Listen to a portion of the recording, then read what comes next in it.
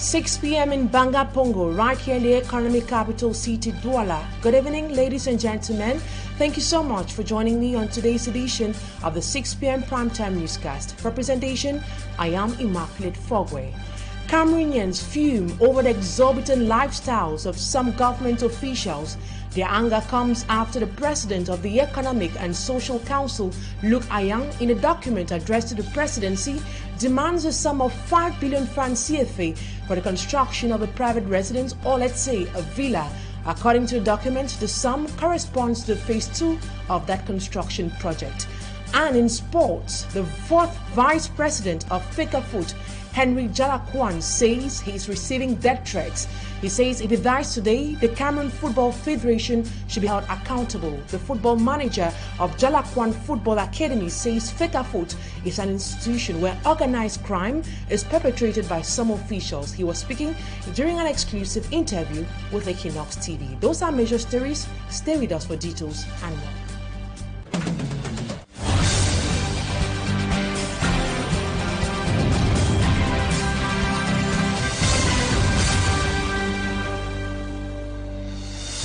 Thank you so much for staying tuned to the news on Equinoxe Television. We'll begin with one of our major lead stories.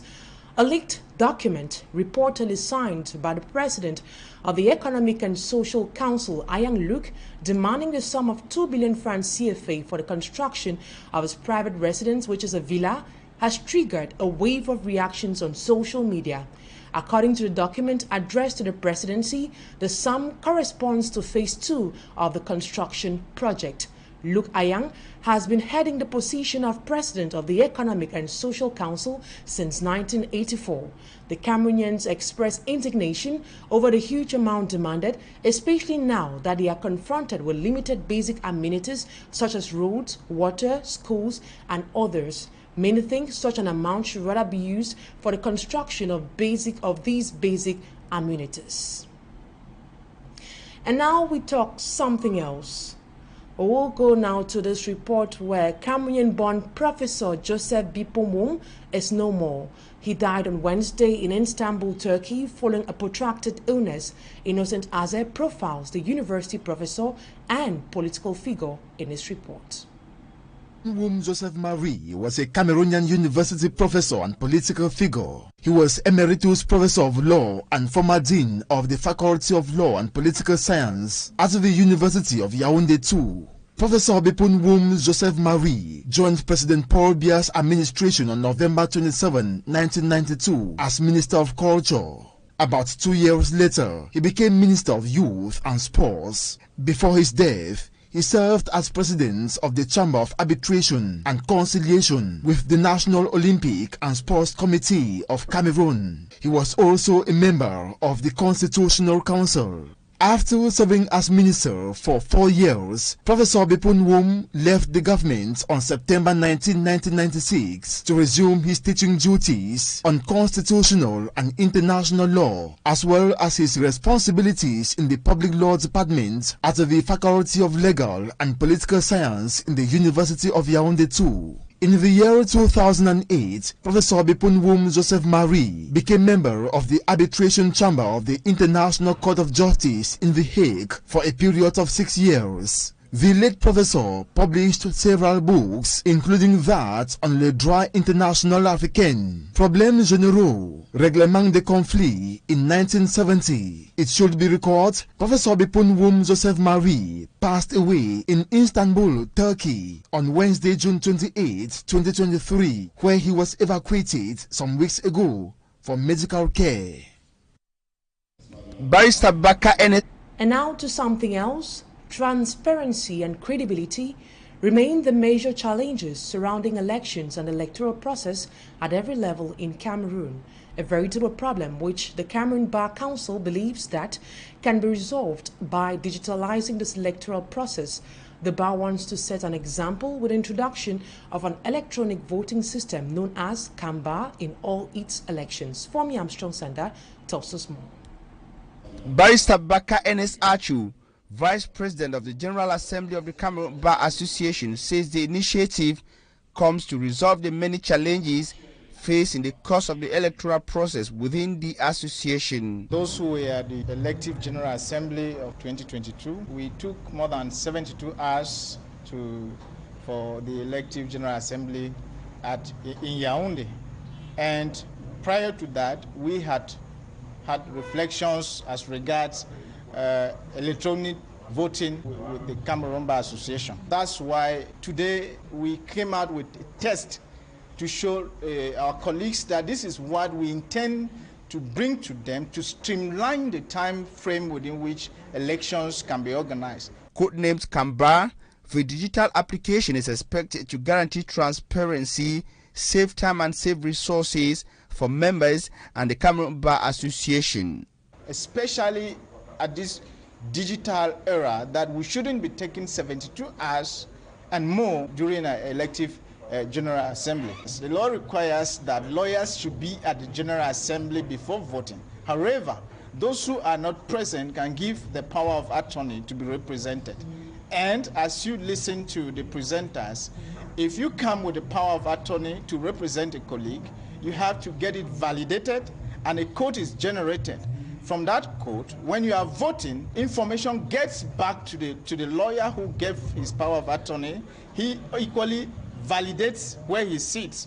He validates there and you vote for him. A will expressed by lawyers who say the initiative is timely, the test was successful, and they look forward to see its final validation at the upcoming General Assembly. Well, it's a welcome initiative because some of us are actually versed with this innovation since we are members of two bars, members of the Nigerian bar and the Cameroon bar.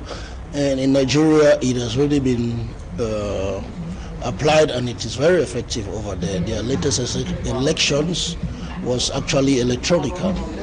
It's a good thing too for Cameroonians, the Cameroon Bar Association, because it saves a lot of time, saves a lot of energy, saves a lot of finances, and we are very certain that if the proper mechanisms are put in place, it will work. The General Assembly President, Barrister Clefs Yves Patrick Kwano, highlights that the application is conceived in respect of the text guiding elections within the association. It is hoped that the Bar Association experience will move to other sectors in order to guarantee efficiency and transparency in all elections organized in Cameroon. And the report coming up next, we'll take a look at the impact of fraud in the electricity sector and the problem of inadequate electric energy supply in Cameroon with a case study of business persons who solely rely on electricity to go about their daily activities. The man on the story is Babila Jonathan. Electric energy theft through illegal connections to the distribution networks has been identified as a major source of loss of income for the distribution and marketing company and Cameroon's economy at large. It is estimated that over 30% of the total energy production of the company goes into illegal consumption, amounting to over 60 billion francs CFA annually. Votre maison peut brûler ou vous-même vous pouvez vous faire électrocuter. Energy economy expert Serge Henri Kelbe says illegal and uncontrolled connections put homes, enterprises, and even entire neighborhoods at the risk of electrocution, fire disasters that could be deadly, or could deprive the whole neighborhood of electricity. Si vous faites des installations anarchiques non protégées parce que vous voulez vous connecter sur le son loulou. Another risk at the doorsteps of those involved in such practices is being jailed for fraud. Meantime, national electric energy demand remains above supply. It is in this context that the former general manager, Bejan Patrick Eckles, decided to step down. Sources within the company attribute his resignation to internal conflicts and pressure from persons in high positions of responsibility in government. His resignation reportedly started when he was arrested and interrogated for several hours by the judicial police in connection to the dismissal of an employee over fraudulent practices. The board of directors took note of his resignation June 26, 2023. He was later replaced by Moroccan Amin Oman Loudier. I will give you details of this report in today's edition, which is going to be during Talking Point, where we're talking about the challenges faced by Cameroonians as far as electricity is concerned. Now we talk about religion. Muslim faithfuls in Kambe, Chang, and Fumban have joined their voices to say no to homosexuality and pray for the return of peace and normalcy in Cameroon. This was during the Feast of the Ram that was celebrated across the national territory on Wednesday. In the following report, Smajikan Gabriel brings details on how the day unfolded in Kambe, a locality in the northwest region, and in Chang, as well as Fumban, localities in the west region of Cameroon.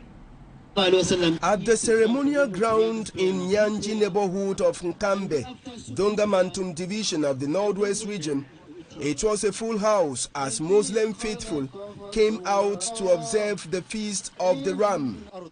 During his preaching, the Imam, Sheikh Adamu Umaru, urged the Muslims to practice unconditional love in order to fight against hatred, which has caused the ongoing crisis in the two Anglophone regions.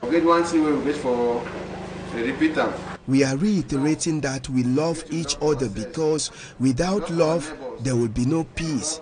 Here in Kambe, since the crisis started, it is because of the love we have for one another that has made peace to be here.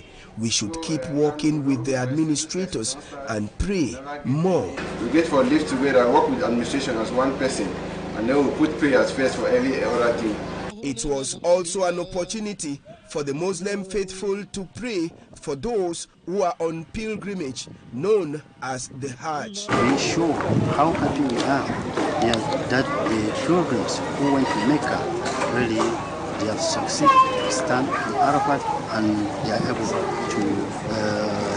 to serve Allah well without having any difficulties. The senior divisional officer of Dongamantum, Dr. Simon Quinty, alongside the founder of Nkambe, took part at the prayer session which was held at Nyanji neighborhood in Kambe. The presence of the Sultan of the Bamoons, Mfarumfum Mohammed Nabil Bombon Joya, during the celebration of the Feast of the Ram was one of the major high points of the day in Funban. A day that saw Muslim faithful calling on Allah to send everlasting peace to Cameroon. We thank God for making us meet again this day after 2 months and 1 week. We also think about those who are in the Hajj, that they should come back safe. At the Nchang ceremonial ground, the prayer point of the faithful was on the fight against homosexuality, which the Quran condemns. Homosexuality is a satanic act. The Quran condemns it with the last energy. The Quran gives a death sentence to anyone practicing homosexuality. A Muslim doesn't have the right to stay anywhere close to a place that homosexuals are found. The Feast of the Ram is in remembrance of the order given to Prophet Ibrahim by Allah to kill his only son Ishmael. At the point of obeying the order of Allah, Prophet Ibrahim will be given a sheep for the sacrifice. The day ended with merrymaking at different homes. On the same vein, imams in Ezeka, that is in the center region of Cameroon, during the Feast of Tabaski, re-echoed messages of peace and unity. They equally prayed for God's protection, especially from road accidents, which have become very recurrent, especially on the Douala-Yaoundé highway. Our reporter, Asia Lucy, gives us details on celebration in Ezeka.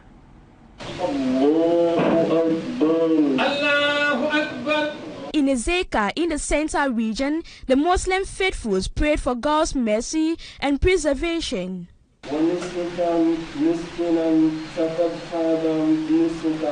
The presiding imam during the solemn prayers remembered the Ezeka train disaster which caused the lives of many Cameroonians in 2016. And equally the recent accidents which have been occurring on the Douala-Yaoundé highway. We pray for our brothers and sisters who have left us because of the fatal accident that occurred in Ezeka. We pray for peace. The Imam in his message called on the youth to desist from drug consumption because the Nyongankele division has witnessed an increase in crime waves. The message I'm passing across is we all should turn to God in prayers and repent so we can move forward. The Muslim community in Ezeka have been urged to live in peace and harmony. And now out of Cameroon, the United Nations Security Council will be voting on Friday to determine whether to maintain MINUSMA, the UN peacekeeping force in Mali, as their mission ends by June 30th. And in Rwanda, the United Kingdom's government wants to send some asylum seekers to Rwanda. Meanwhile, a Rwandan ex-police officer has been sentenced to life for genocide. A roundup of these stories with our reporter, Mala Glory. Mali's junta has requested its departure. The vote at the UN was originally scheduled for Thursday, but it has now been postponed to Friday as discussions between members of the Council, the UN, and Mali continue. On Tuesday evening, Reuters news agency revealed that France has proposed a draft resolution to the UN to end its peacekeeping mission in Mali. The draft has also called for the withdrawal of all personnel within 6 months. The tension between the UN and Mali's military junta over the presence of the UN force have deepened in the past few months. Early this month, Mali's Foreign Minister Abdoulaye Diop asked MINUSMA to leave without delay. French troops has already left. The US State Department has also expressed its concern about the effects the decision will have on the security and humanitarian crisis. And over to Rwanda, the British government has lost the latest round in the legal battle over its controversial Rwanda deportation policy. The Court of Appeal ruled in favor of a group of people who arrived in the UK in small boats, plus an asylum charity who argued that the policy is unlawful. This is a despicable policy, quite frankly, one that we know how awful it is in all of its guises, because we can see what happened in Australia. It costs huge sums of money to do a huge amount of cruelty to very few people and with no ultimate impact on the fact that people need to flee. A panel of 3 judges was spilled over whether Rwanda qualified as a safe third country for UK asylum cases to be heard, and 2 said it did not. It is likely that ministers will challenge the ruling in the Supreme Court.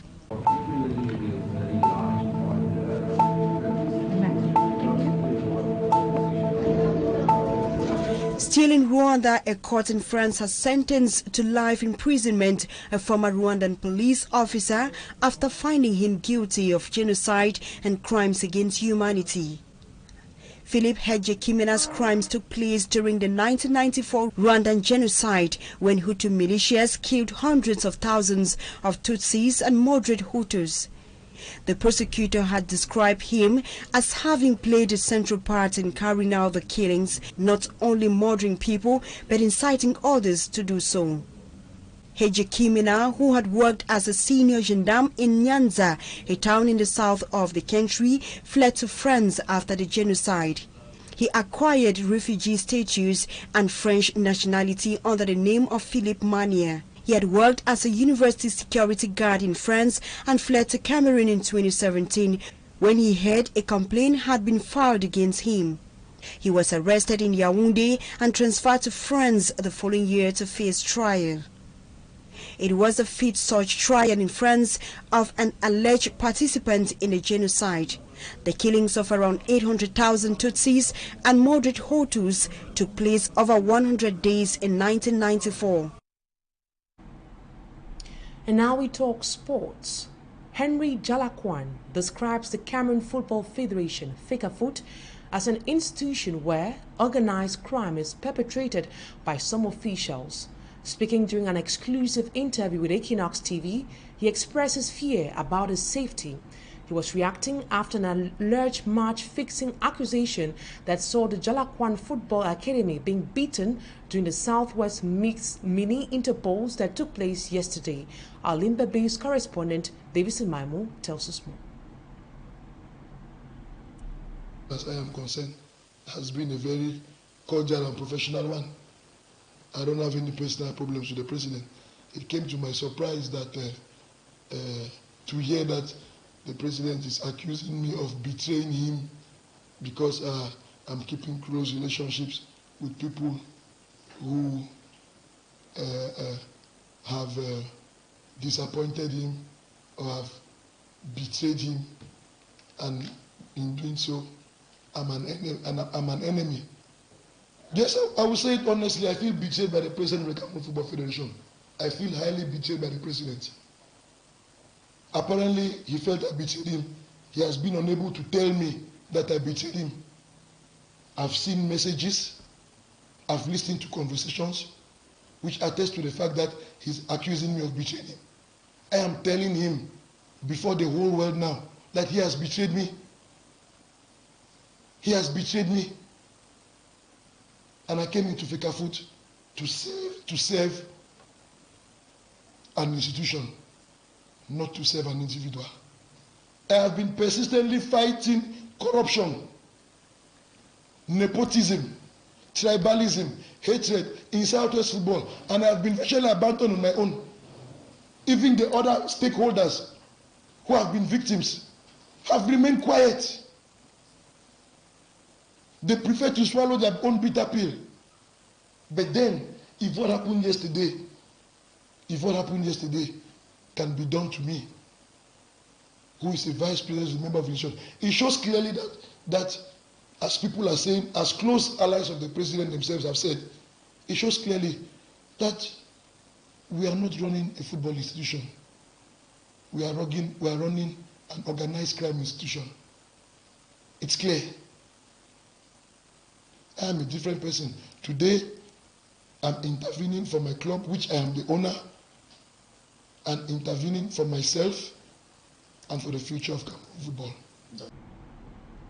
Henry Jalakwan, fourth Vice President of Fecafoot, speaking in an exclusive interview with our Southwest or Limba-based correspondent, Davison Maimo. That's it for the first part of the news.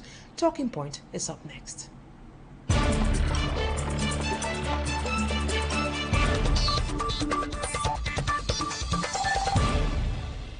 The Board of Directors of the Cameroon Energy Distribution Company has announced the appointment of a Moroccan-born Amin Homan as a new general manager of Enio Cameroon. This appointment comes at a time when the company is still struggling to offer Cameroonians smooth energy supply, a situation that has greatly affected several business owners whose activity depends solely on electricity. Will a change in leadership bring an end to the suffering of the people? That's what we'll be discussing on Talking Point today. And my guest for the day is Wawa Festus, an electrical engineer. Good evening to you, Mr. Wawa Festus. It is a pleasure having you on Talking Point today. So, Mr. Wawa Festus, would like to know, despite the numerous dams available in Cameroon, what explains electricity deficit? It's observed that we have very many dams in Cameroon, with new ones being constructed, yet we have a lot of power deficit. Yeah, that's true. It's unfortunate for us to note that the numerous dams we have are not yet in service, or those that are being constructed are just being constructed. And one thing we should note equally is that it's not enough to construct a dam, but to make it useful, you need to construct or to build the transmission lines. So we've not had those transmission lines put in place already. So the dams that are existing are just there until we build those transmission lines. For now, we have been relying uniquely on Songlulu. We've been relying uniquely on Songlulu, meaning that the day Songlulu goes down, the whole country goes down. You know, when policies are being put into place without prescription or precision, that's where we find difficulties. Because when you see the Nachtigal dam that is being constructed now is something that was earmarked to be done in, I think in 2005, if I'm not mistaken. No, in 2012. Lompanga that we have was supposed to be in 2002 or 2005, if I'm not mistaken, equally. But now we are just seeing them being put into place without a transmission line. So Sonlulu will continue to suffer. So we pray something is being done soon to have them operational. Now, can the current challenges faced by the enterprise be linked to the non-payment of electricity bills by some public institutions? The reason we have difficulties in electricity supply or electricity deficits or difficulties in having stable energy and then power cuts and all the like cannot be linked to the non-payment of bills, because we should know that ENU has always put in place measures to do maintenance promptly or before thinking about bills. So it has, first of all, this social responsibility of supplying energy to the population, and it has always been keeping to this task.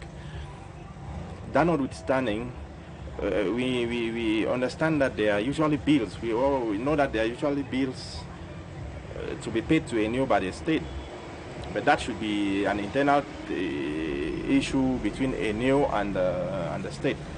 But what I best know is that some of the bills of the state are usually managed in terms of taxes. That's what I know. There are other issues, there are other avenues where the state pays its bills through some other means, through some other channels that I may not explain.